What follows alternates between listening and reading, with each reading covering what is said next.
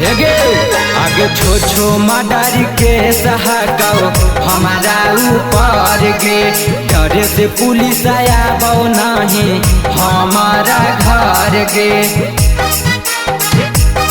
आगे छो छो मडर के सहकाओ हमारा ऊपर गे डरे से पुलिस आया बो नहीं हमारा घर गे। आगे एनी टाइम रखो है हथियार गे हर घर हकई रंगदार गे यहाँ घरे घरे हकई रंगदार गे।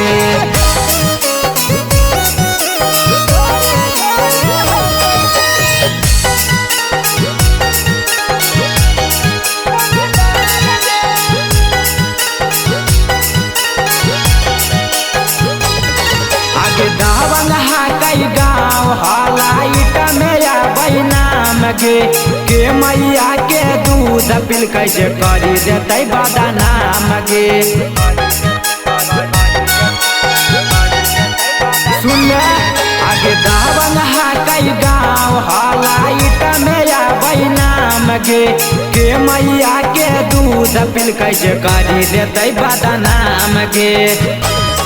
आगे हमारे हुकुम से चलाऊ सारा कार गे यहाँ हर घर हकऊ रंगदार गे यहाँ हर घर हकऊ रंगदार गे।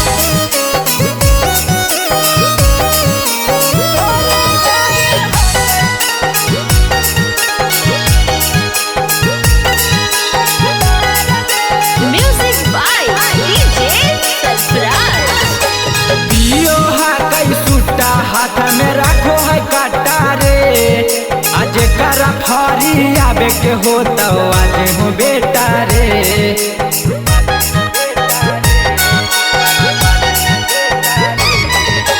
दियो है कई सुट्टा हाथ में रखो है कटारे आज कर फरी आबे के हो तो आज हो बेटा रे।